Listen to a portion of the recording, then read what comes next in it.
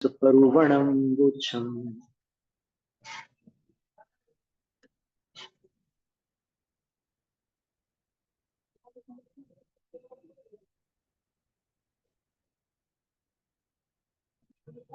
वनस्पति का एक जीवों के भेद।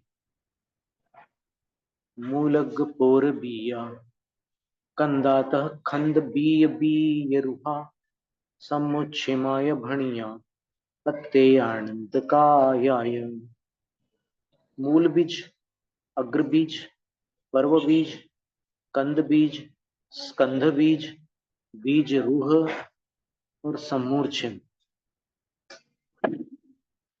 ये नाना प्रकार के प्रत्येक और अनंत काय अर्थात साधारण वनस्पति का एक जीव कहे गए हैं।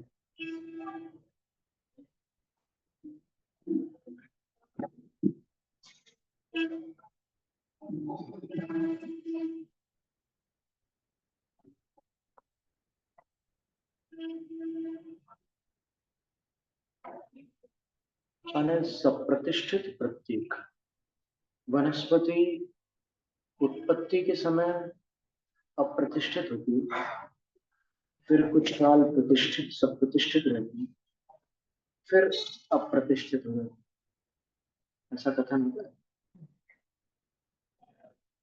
तो हाँ जी, मूल बीज अर्थात अगर आप किसी वनस्पति के मूल को मिट्टी पानी दे दो तो उसमें से नया पौधा उग जाए, उस वनस्पति को मूल बीज कहते हैं। वो अनंतकायी होती है अर्थात उसमें बादर निगोदिया जीव है। फिर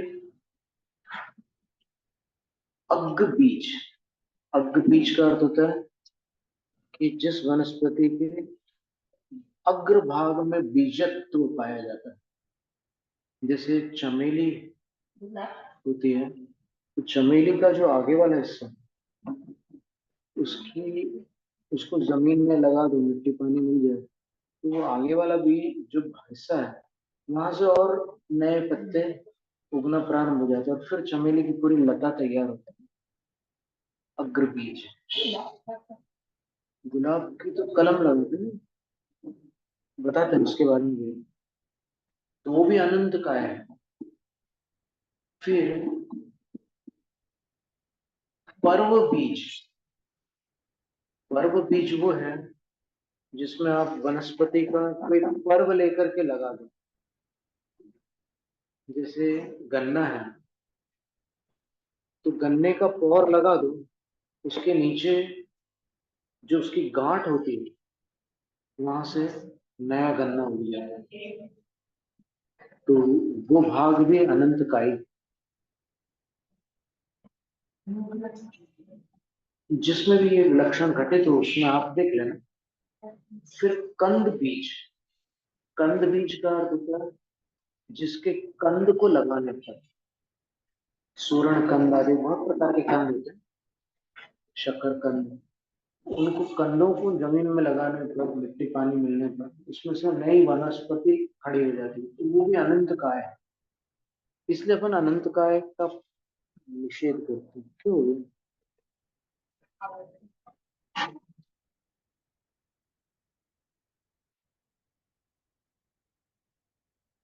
तो उसका निषेध करते हैं अनंत काय का। भोग परिमाण में पांच प्रकार, पांच श्रेणियां बनाई त्याज्य भोजन की, उसमें ये अनंत काय है।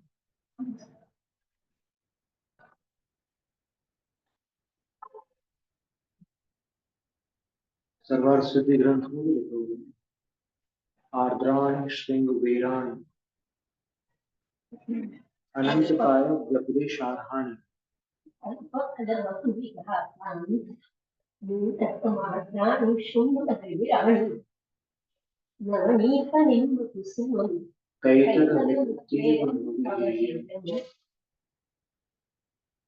ये सामवेदाचार्य महाराज के वचन, रत्नगंज श्रवणाचार्य में। सर्वार्थ सिद्धि में जो वचन है वो ये है कि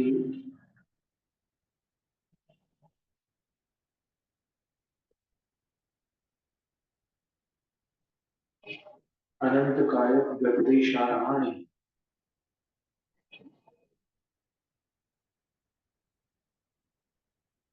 आर्द्राणि श्रृंग वेराणि परिहर्तव्यानि।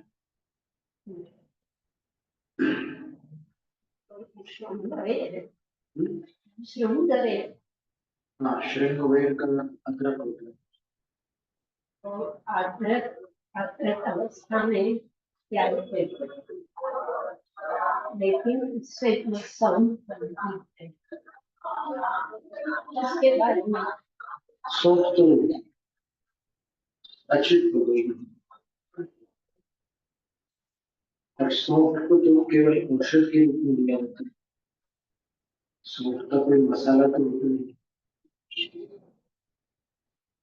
तो उसका विभाग भिन्न हो जाए। औषध का या भोजन का विभाग भिन्न है, औषध का विभाग भिन्न है।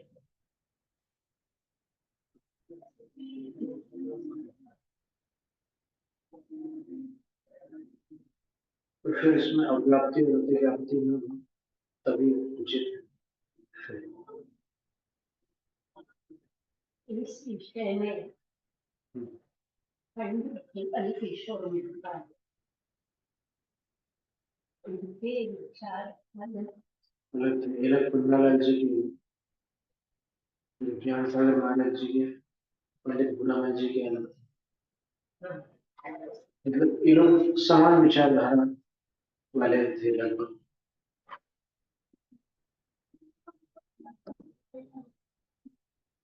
और अभी भी कुछ लोग उस विचारधारा के सीधा दिया, सुखा दिया, अच्छी तो नहीं है।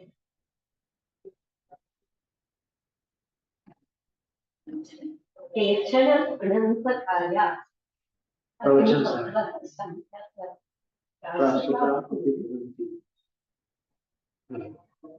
इस वाक्य का संदर्भ भोजन में ले लिया, भोजन में लगा लिया।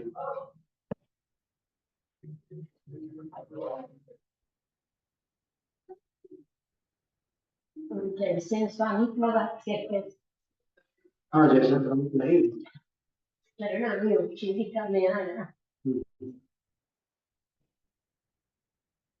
इस बात को लेकर मैंने ज्ञान माता जी के पास पत्र भेजा। शब्द का अर्थ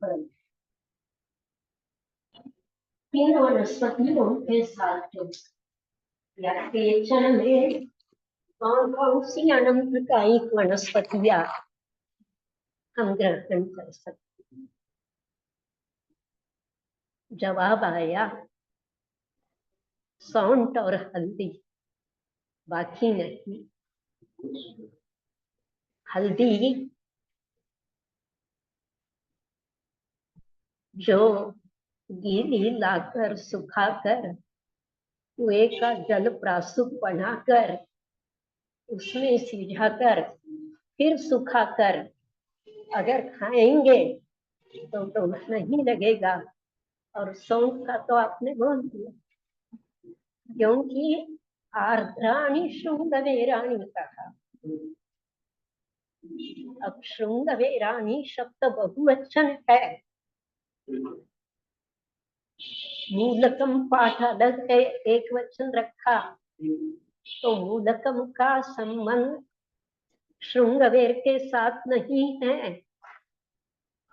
तो श्रृंगवेराणी बहुवचन में उपलक्षण रूप से हम किस किस को ग्रहण करें। अल्पफल बहुविघातान, हम किस कारण से खाते, कारण बतलाया। मूलकम अलग है, क्योंकि वह प्रथमा एक वचन आया। आर्द्राणी श्रृंगवेराणी एक स्वतंत्र है और बहुवचन रखा, तो इसका मतलब उसमें और कोई वनस्पतियां अंतर्गर्भित मान ली गई। तो हम किन किन को ग्रहण करें, इसका भी कोई निर्णय करना पड़ेगा। जो आंबी हल्दी आती है, हाँ वो भी ऑप्शन के हाँ, जिसका यहाँ ऊंचाई है महालक्ष्मी,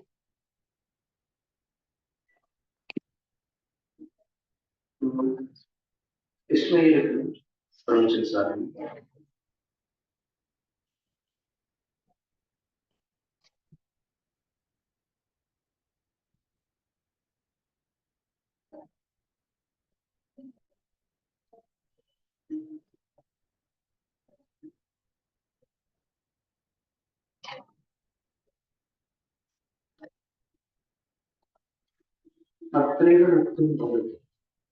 यहाँ जो भूमि के भोजन की चर्चा आई, यहाँ ये कहा जा रहा है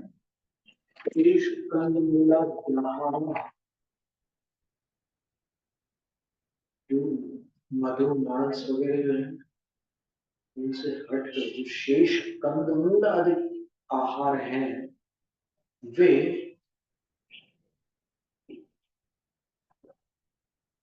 केचन, उनमें से कई अनंत काया अपि, अनंत काय होते हुए भी अग्निपक्वा संत प्रासुका, अग्निपक्व होने पर या अग्निपक्व होते हुए प्रासुक बनते हैं। मांसम पुनरनंत काय भवति तथैव चाग्निपक्वम अपक्वम पच्यमानम व प्रासुकम। मांस जो होता है वो अनंत काय तो होता ही है, लेकिन वो अग्निपक्व होने पर अपक्व अवस्था में और अर्धपक्व अवस्था में भी प्रासुक नहीं होता। वही इसी का अनुकरण आमास पक्वास करती विपच्यमानासु मांस पेशीषु सातत्येनोत्पादस्तज्जादिकं निगोताना। जैसे पीली हल्दी खाते हैं तो भी जीव मरते हैं, पीली हल्दी से खाकर खाते हैं तो भी एक अलग तरीके का जीव तो मरते ही नहीं, औषधि के हिसाब से छूट सकते हैं, मतलब अनंतकालिक जीव पर नहीं सकते।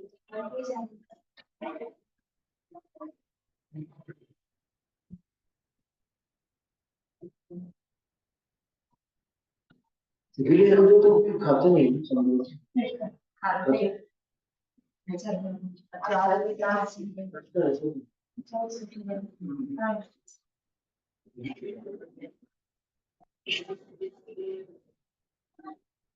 अब इसमें यशस्वी चंपू में लिखा है कि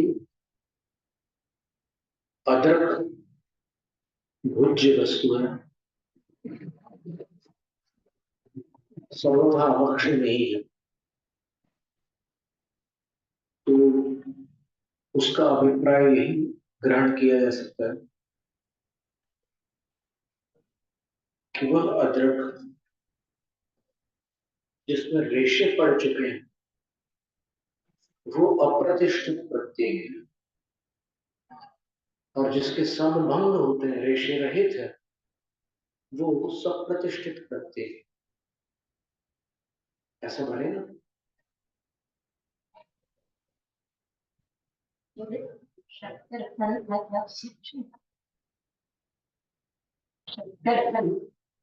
गाजर का किसमें आता है? अगर गाजर का नीचे का इतना सा हिस्सा जो गोलाकार होता है, एक इसमें अगर पानी में रखेंगे तो अंकुर होगा। तो अंकुरण शक्ति से युक्त जो भी वनस्पति वो तो अनंत काय है, पहले कह दी। लेकिन महाराज धमदा की 14वीं पुस्तक में अनंतकाय वनस्पति उनका विस्तार से वर्णन। अच्छा जी। तो उसमें इस अदरक को अधिक शब्द से बार बार कहा है, ये सब प्रतिष्ठित है। फिर उसमें कितने जीव होते हैं? अंडर आवास कुंडली,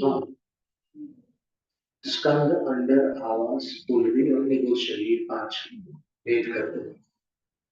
तो अदरक को 14वीं पुस्तक में विशेष रूप से कहा है। वो तो प्रत्येक अनंत काय के लिए उपलक्षण माना जाएगा।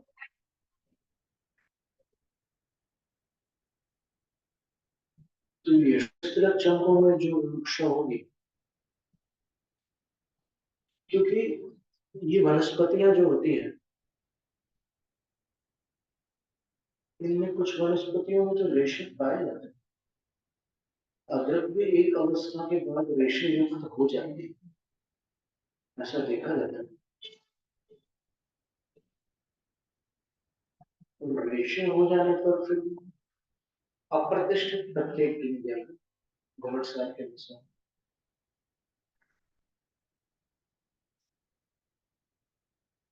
फिर जो आर्द्राणी विशेषण गुण, गीली अदरक, तो गीली अदरक में फिर ये दो भेद नहीं कर रहे हैं, सप्रतिष्ठित और प्रतिष्ठित। मतलब इसका सीधा अर्थ गीली अदरक का मतलब कि सौंठ जो है वो इसमें नहीं है। हाँ, ये इसका सौंठ खा सकते हैं, गीली अदरक नहीं खा सकते। अब गीली अदरक में अगर दो भेद किए जाए, एक सप्रतिष्ठित और एक अप्रतिष्ठित, तभी वो बात घटित होगी जो यशस्वी चंकु की तीसरे आश्वास में आई है। क्योंकि कभी भी कोई जैनाचार्य अनंत काय के सेवन का कथन नहीं कर सकते, कथन भी नहीं और समर्थन भी। बिल्कुल। अगर उनके कहने का सही अभिप्राय लोगों की समझ में न आ जाए, ना आ पाए, हाँ, अगर उनका अभिप्राय लोग ना समझ पाए तो फिर अनंत काय का सेवन प्रारंभ कर देंगे। आचार्यों का नाम नहीं, हाँ, वो फिर चुप हो जाएगी, बहुत बड़ी बड़ा अनर्थ हो जाए।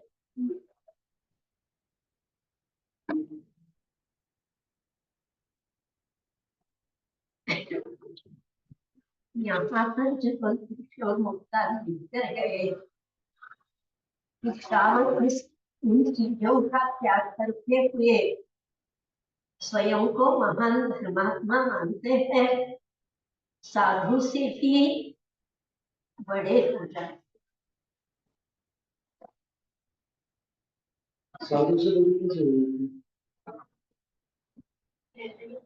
त्याग करके है। साधु ने तो उनसे ज्यादा त्याग कर दिया, तो पहले कॉम्पिटिशन होगा ना, इसका नंबर ज्यादा है त्याग।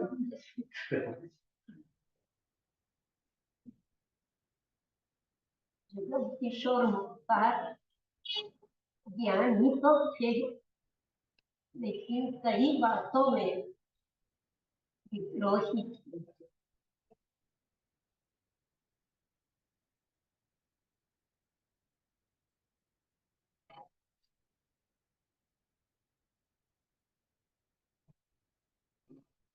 भोजन का बड़े विस्तार से वर्णन तीसरे आश्वास वहां ये भी लिखा हुआ है कि ये दूध दही की मर्यादा है। अभी तक आम धारणा एकदम अलग है। कई आकोषण के आधार पर दूध मानते हैं कि दूध एक मुहूर्त के अंदर गर्म कर लेना चाहिए, अन्यथा उसमें घी पड़ेगा, और उबला हुआ दूध 24 घंटे से ऊपर नहीं चल सकता।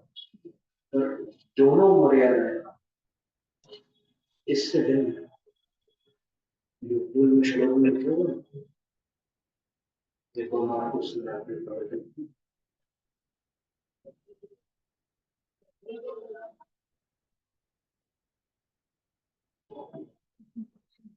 दो ग्रंथों से संग्रह करके हमने उसका इसमें लेखन किया। मूल आचार्य प्रणीत दिगंबर जैन ग्रंथों में दूध दही की मर्यादाएं कितनी बताई गई? उत्तर 11 शताब्दी पूर्व ईस्वी सन 930 में बंगाल और सोमदेव सूरी मूल संघ की 4 शाखाओं में से देवी संघ के मूर्धन्य विद्वान आचार्य हुए। सोमदेव,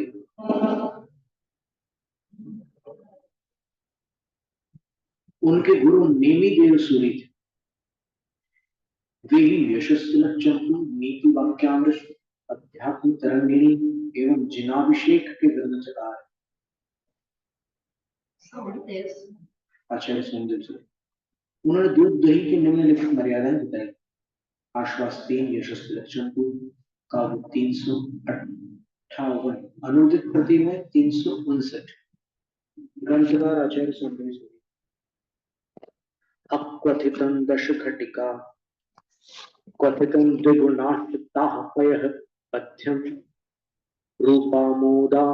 रूपामोद रसाढ्यं यावत् तावत् दधित प्राश्यम।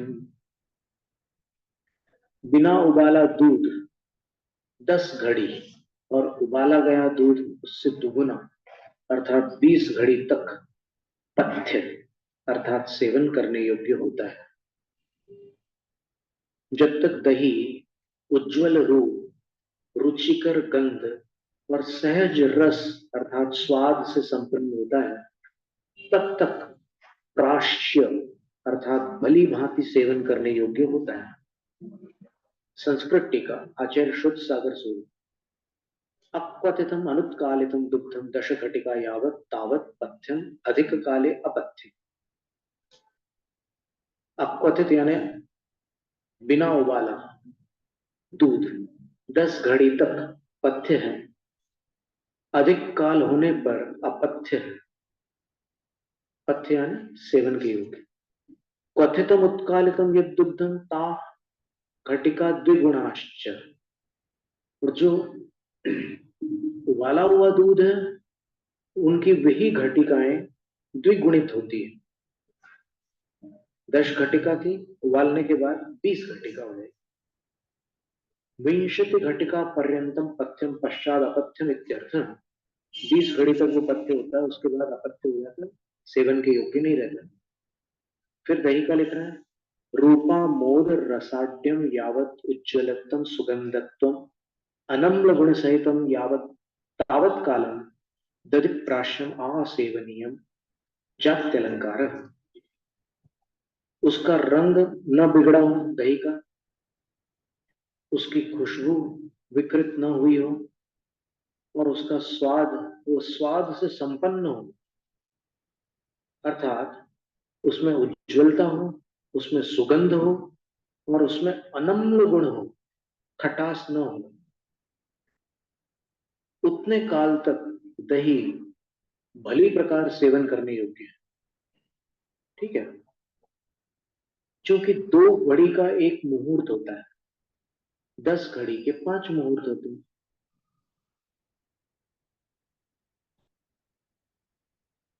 5 मुहूर्तों में 240 मिनट होते हैं। 48 को आप गुणित कर दीजिए 5 से तो 240 मिनट होते हैं, जिन्हें 60 से भाजित करने पर 4 घंटे लब्ध आता है। तो कच्चा दूध, ये बिना उबले दूध की मर्यादा है 4 घंटे। उबला हुआ दूध उससे दुगुना 20 घटिका अर्थात 8 घंटे तक सेवन करने योग्य होता है, उसके पश्चात नहीं। रेफ्रिजरेटर वगैरह में रख करके आप मर्यादा बढ़ाओ, वो एक अलग बात है। ज्यादा जैसे बड़ा किया नहीं, फिर मावा वगैरह बना लो, रबड़ी बना लो, फिर अलग बात हो जाती है। अभी देखो आगे पढ़ते हैं ना, इसको पूरा पहले सुन ले। अधिक उबले दूध की मर्यादा 24 घंटे होती है, ऐसा आर्ष अर्थात ऋषि प्रणीत कथन नहीं है। पेड़ा की मर्यादा पेड़े की मर्यादा किसकी? पेड़ा अब इसमें उसकी चर्चा नहीं हुई, अभी दूध की मर्यादाओं की चर्चा। तो अभी अपन आगे देखते हैं ना, गाय भैंस बकरी, इनकी भी बात अपन समझते हैं।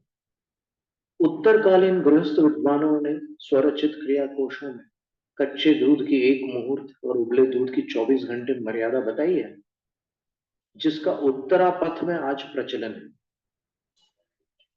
क्रिया कोशों को जिनवाणी मानने वाले श्रद्धालु जन धारोष्ण दूध को 1 मुहूर्त के भीतर तपाने का पुरुषार्थ करते हैं। उनके मतानुसार ऐसा न करने पर उसमें सम्मूर्छन जीव जंतु उत्पन्न हो जाते हैं। संभव है क्रियाकोश के कर्ताओं की यह भावना रही हो कि जैन श्रावक पशुपालन करें, क्योंकि आसपास पशु होंगे तो उनका दूध निकालने के उपरांत एक मुहूर्त में तपाया जा सकेगा। दूर से लाने पर वहां जाकर प्रतीक्षा भी करनी पड़ सकती है और अपने पात्र में आने तक एक मुहूर्त का कुछ भाग व्यतीत हो सकता है। घर लाकर अग्नि पर रखने तक मुहूर्त काल पूरा भी हो सकता है। उपर्युक्त शास्त्र संदर्भ के अनुसार जिस दूध को उबाला नहीं गया है, अर्थात जो कच्चा है, वह एक नहीं किंतु 5 मुहूर्त यानी 4 घंटे तक निर्दोष होने से पथ्य सेवन करने योग्य है। सामान्यतः उबला दूध 8 घंटे पश्चात अपना मूल स्वाद छोड़ देता है। बिल्कुल सच्चाई की बात यह है कि 8 घंटे के बाद आप दूध पी नहीं सकते। इससे स्पष्ट है कि प्रातः का दूध संध्या तक और संध्या का प्रातः तक नहीं चलता। बृहद द्रव्य संग्रह ग्रंथ की गाथा 33 पर ब्रह्मदेव सूर्य विरचित टीका में भी दुग्ध की मर्यादा को लेकर एक उल्लेख है, जो इस प्रकार है। अजा गो महिष्यादि दुग्धानाम प्रहरद्वयादि स्वकीय मधुर रसावसान पर्यंतम यथा स्थितिर्भण्यते। बकरी, गाय और भैंस आदि के दुग्धों का स्वकीय मधुर स्वाद के अवसान पर्यंत 2 प्रहर 6 घंटे आदि का काल यथास्थिति कहलाता है। भावार्थ, संरचना भिन्न होने से बकरी, गाय और भैंस के दूध की यथास्थिति, ज्यों का त्यों स्वाद बने रहने की कालावधि, यथास्थिति का अर्थ यही है, इस स्वाद ज्यों का त्यों जब तक जितने काल तक बना है उसको यथास्थिति कहते हैं। अलग अलग है। अजा गो महिष्यादि और प्रहर द्वयादि के तालमेल से अजा के साथ 2 प्रहर तथा गो एवं महिषी आदि प्राणियों के साथ आदि शब्द से सूचित उससे अधिक यथास्थितियां घटित होती हैं। तदनुसार यशस्तिलक चंपू ग्रंथ में कथित बिना उबाले दूध की 10 घटिका 4 घंटे मर्यादा और उबले दूध की 20 घटिका अर्थात 8 घंटे मर्यादा अधिक गाढ़े भैंस के दूध में तो घटित हो सकती है, किंतु उससे पतले गाय के दूध की मर्यादा उससे न्यून रहेगी। बकरी के दूध की मर्यादा स्पष्टतः 2 प्रहर 6 घंटे कही है। यदि भैंस के उत्कालित दूध की मर्यादा 8 घंटे है और बकरी के उत्कालित दूध की मर्यादा 6 घंटे, ये अपने पास उल्लिखित है, तो गाय के उत्कालित दूध की मर्यादा इन दोनों के मध्य 7 घंटे होगी। क्योंकि अनुत्कालित दूध की मर्यादा इससे आधी होती है, अतः बकरी और गाय के अनुत्कालित दूध की मर्यादा क्रमशः 3 और 3.5 घंटे होगी। बकरी का दूध 3 घंटे तक और गाय का दूध 3.5 घंटे तक, तभी तो भैंस का दूध 4 घंटे की मर्यादा वाला होगा कच्ची अवस्था में। इस प्रकार ये एक संग्रह था दूध दही की मर्यादा को लेकर। अभी अपनी चर्चा चल रही है अनंत काय को लेकर। तो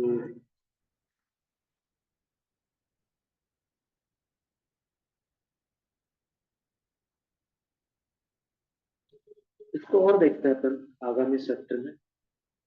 अनुप्रास योग्य लक्षण योग्य साधारण जीवों का लक्षण कहा गया है। साधारण जीवों का साधारण लक्षण यही है कि उनका आहार साथ में होता है, वो श्वास आदि उच्छ्वास भी एक साथ ही लेते हैं और छोड़ते हैं, क्योंकि उनका शरीर एक है और उस शरीर के स्वामी अनंत जीव है। अपन प्रत्येक है तो अपने शरीर के स्वामी अपन ही है, उसके आश्रित अन्य जीव रहे वो अलग बात, वो अपने शरीर के साथ रहेंगे, ये शरीर उनका शरीर नहीं हो सकता। लेकिन साधारण नाम कर्म वाले जीवों में एक ही शरीर होता है, जीव अनंत होता है, ऐसा है।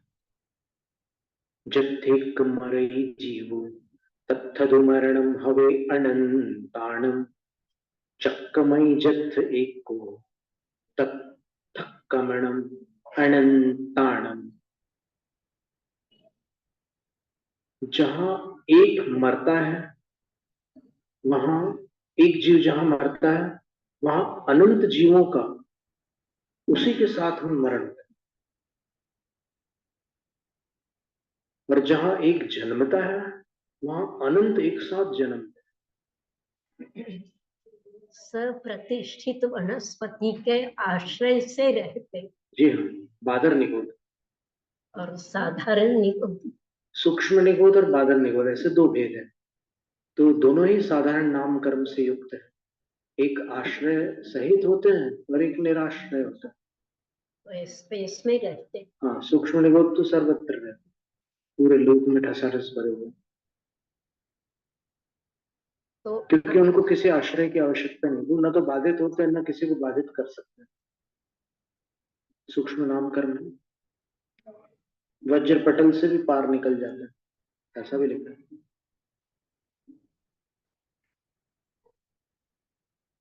बाधित भी नहीं होते, बाधित भी नहीं होते, नहीं हो सकता, क्योंकि सूक्ष्म नाम कर्म के उदय से वो शरीर आघात प्रत्याघात से शून्य होता है।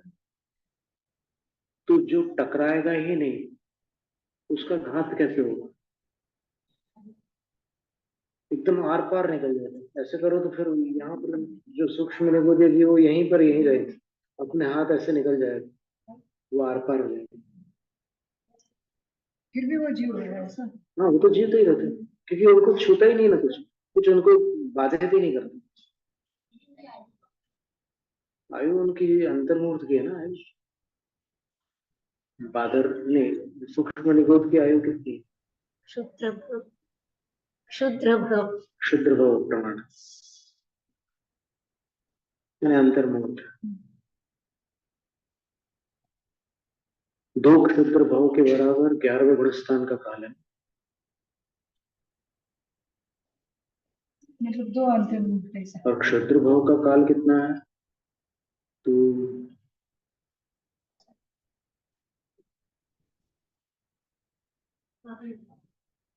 एक मुहूर्त में 3773 क्षुद्र भव होते हैं। नहीं, उच्छ्वास होते हैं। एक मुहूर्त में इतने उच्छ्वास होते हैं, और एक उच्छ्वास में 17 से कुछ अधिक क्षुद्र भव होते हैं। मोटे तौर पर बोलते हैं कि एक श्वास में 8-10 बार, 8-10 बार नहीं होता, ऐसा है। एनियो शरीरे जीवात्मन देवतिष्ठा सिद्धि ही अनंत गुण सभ्येन वितीत कालेन।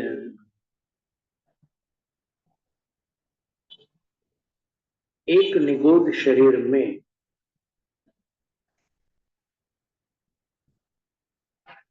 द्रव्य प्रमाण से सर्वज्ञ द्वारा देखे गए जीव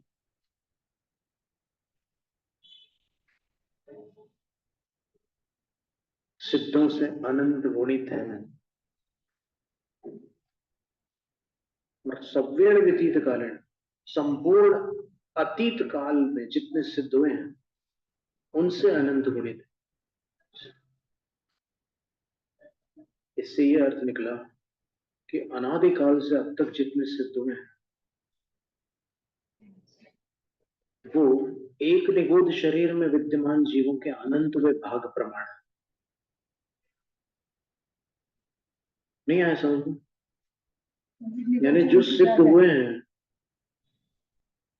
एक निगोद शरीर में जितने जीव हैं उनको अनंत से डिवाइड करोगे तब सिद्धों की राशि आएगी, और सिद्धों को अनंत से मल्टीप्लाई करोगे तो एक निगोद शरीर के जीवों की राशि आएगी। तो जो लोग कहते हैं ना कि जब सब सिद्ध हो जाएंगे तब संसार में क्या बचेगा, तो अभी संसार में पूरा जगत निगोदिया शरीरों से भरा हुआ है, सूक्ष्म और बादर से।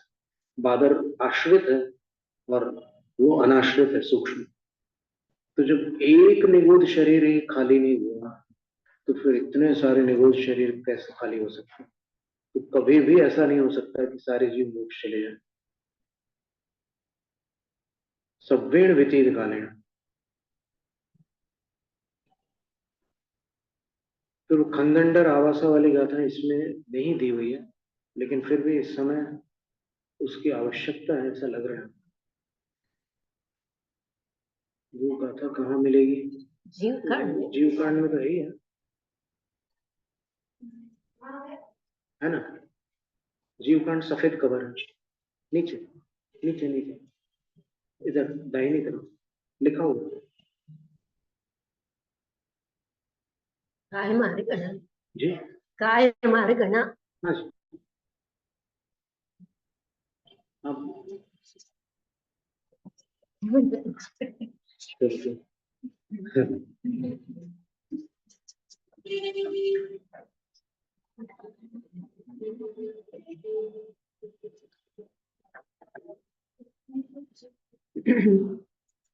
जम्बूदीपं भरवो कोसलसागे दत्तधरायिन्वा वो खंडंदर आवासा कुलवी शरीराणि तिष्ठन्ता। बिल्कुल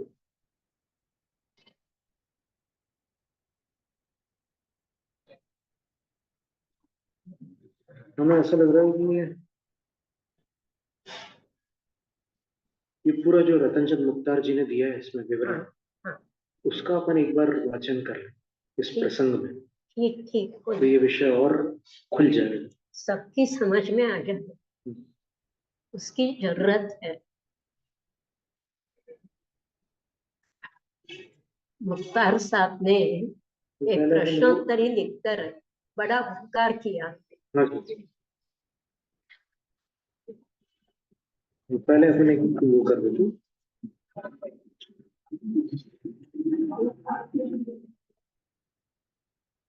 दो गाथाएं एक साथ है, युगल 194 195 घुमटसार जीव कांड की।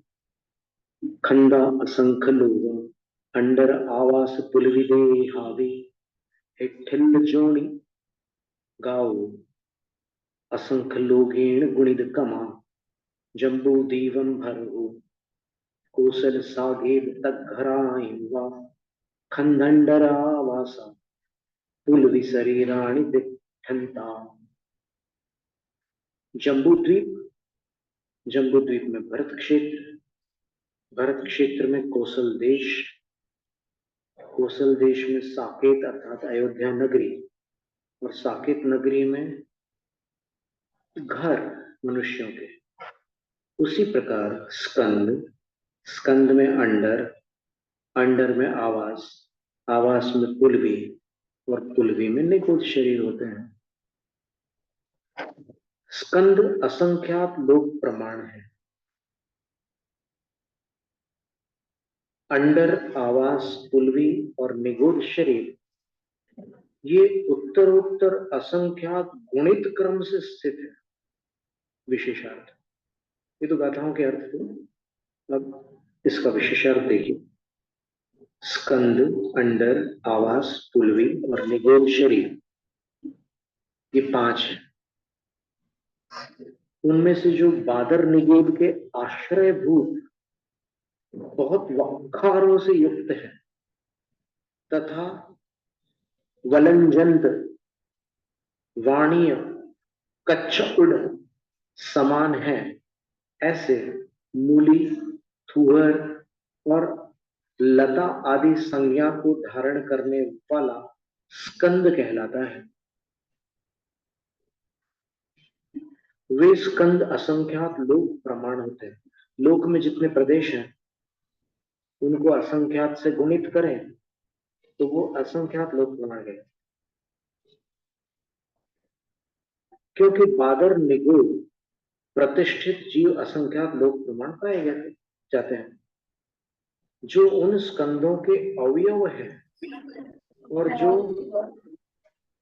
हमारा जी कर्मकांड जो है, मैं पढ़ी नहीं।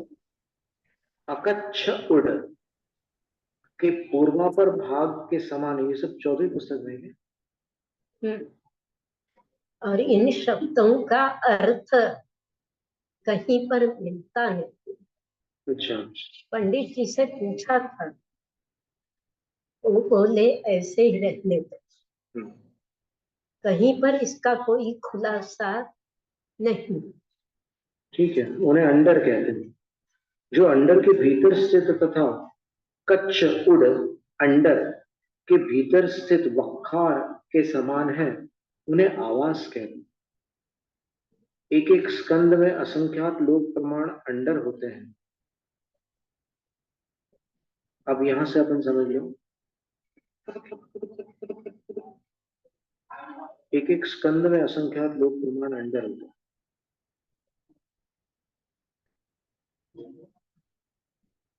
एक एक अंडर में असंख्यात लोक प्रमाण आवास होते हैं।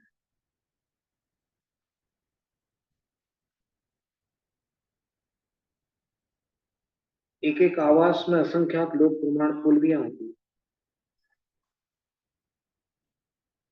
और एक एक पुलवी में असंख्यात लोक प्रमाण निगोद शरीर होते हैं।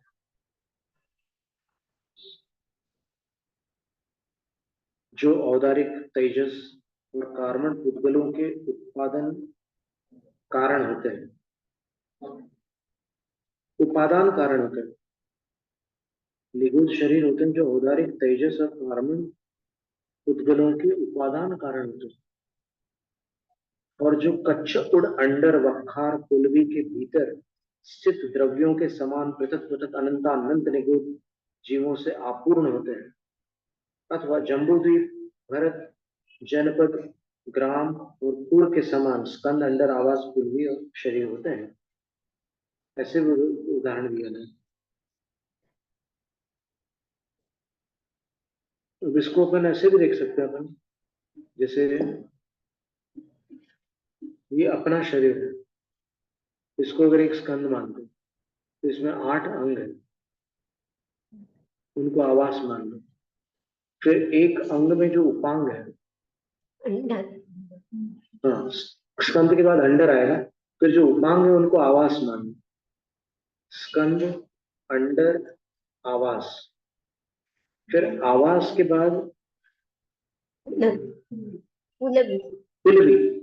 पुलवी में ये पर्व आ जाएंगे उंगलियों के, और निगोद शरीर में ये जो रेखाएं हैं, उंगलियों में जो रेखाएं हैं वो आ जाएंगी। और निगोद जीव जो रेखा की कोशिका के समान हो जाएंगे। एक रेखा में कितनी कोशिकाएं होती है ना, जैसे एक निगोद शरीर में सिद्धों से अनंत गुणे जीव होते हैं। तो ऐसा कहीं पर कोई विद्वान कह रहे थे कि सुई की नोक पर अगर ये लता आदि, जिनको यहाँ पर बताया ना पंडित रत्नचंद मुख्तार जी ने जिनके नाम लिए थे, उनको अगर ऐसे एक सुई की नोक पर लिया जाए तो फिर उस पे असंख्यात लोक प्रमाण स्कंद होते हैं। एक स्कंद में असंख्यात लोक प्रमाण अंडर होते हैं। एक अंडर में असंख्यात लोक प्रमाण आवास होते हैं। एक आवास में असंख्यात लोक प्रमाण पुलवी होती है। एक पुलवी में सिद्धों, एक असंख्यात लोक प्रमाण निगोद शरीर होते हैं। और एक निगोद शरीर में सिद्धों से अनंत गुणे जीव होते हैं। इसलिए व्रति को कहा कि तुम ऐसे अनंत का एक वनस्पति का सेवन मत करो।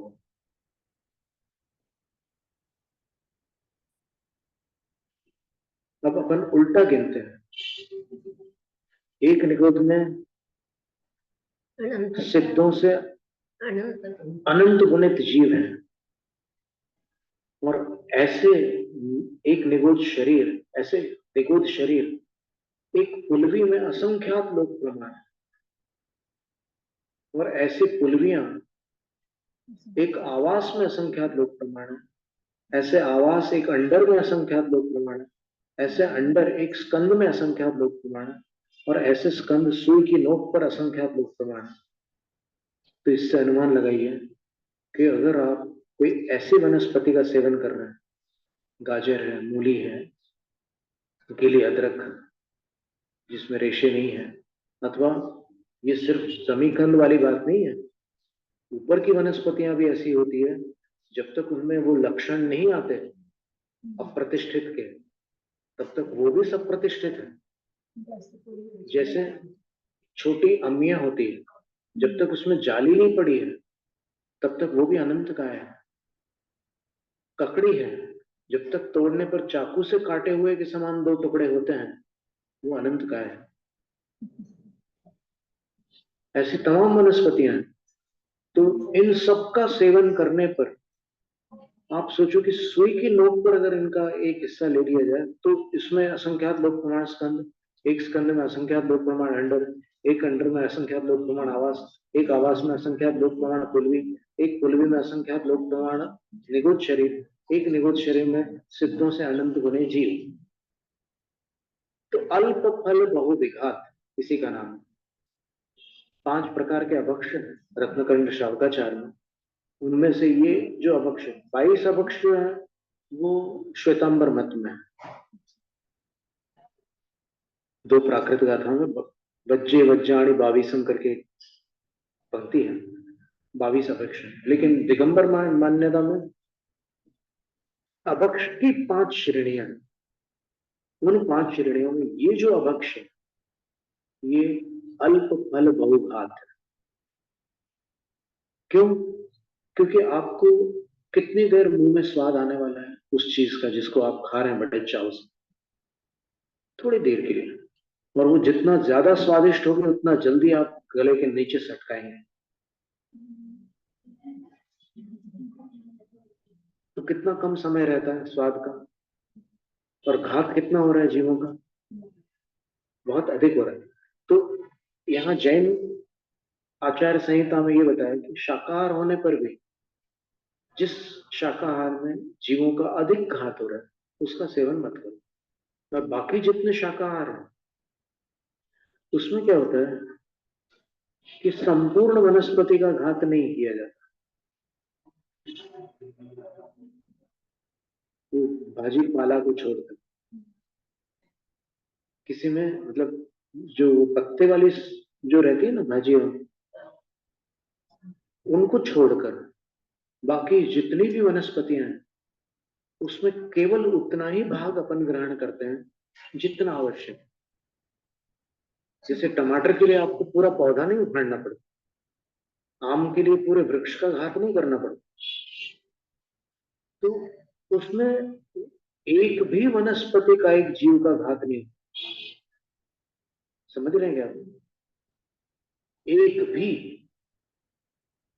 एक भी वनस्पति का एक जीव का घात नहीं होता, क्योंकि पूरी वनस्पति में एक जीव है और जो हिस्सा आप ले रहे हैं उसमें से उस हिस्से को लेने पर उस जीव का नाश नहीं होता। तो एक जीव का भी घात नहीं हुआ। लेकिन हाँ, आपने अगर सचित्त तोड़ा है तो उसको स्पर्शन इंद्रिय जन्य उतनी पीड़ा हो सकती है।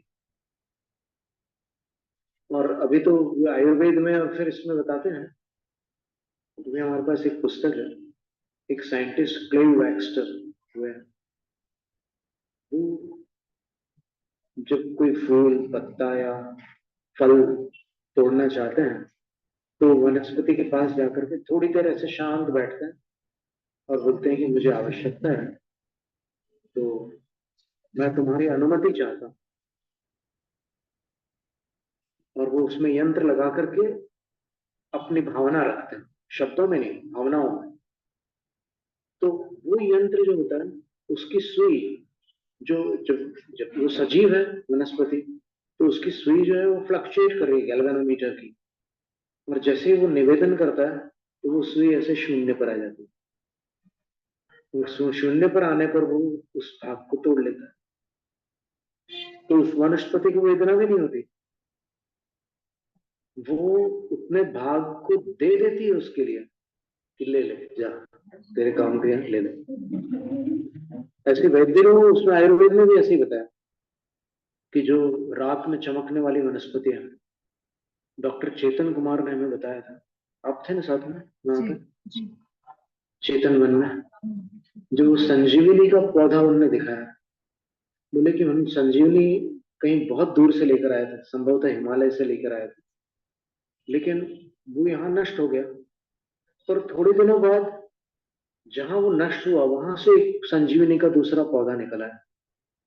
तो वो होली के आसपास रात में चमकता था वो पौधा। तो ऐसे जो पौधे होते हैं, आयुर्वेद में एक विधि है कि वो वैद्यराज उसके पास जाते हैं और हाथ जोड़कर उससे निवेदन करते हैं कि मेरे एक रोगी को आपकी आवश्यकता है, तो आप कृपा करो। वो असहनीय है, लेकिन फिर भी ये जो भाषा बोली जा रही है, ये केवल संवेदनशीलता की अभिव्यक्ति है कि हम वनस्पति को भी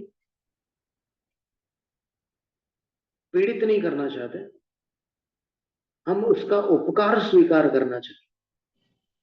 तो ये जब भाव आ जाता है तब एक अलग ही प्रभाव आ जाता है उसमें, औषध में। और उसके बाद फिर उस औषध को उस रोगी के लिए देते हैं। इतर संप्रदायों में जो राम कथा आती है, वहां पर लक्ष्मण को उस संजीवनी बूटी सुंघाई गई थी और उनको चेतना दी थी। तो वो अभी भी होगी वहां पर। डॉक्टर उर्जिता शाह जी से पूछा जा सकता है।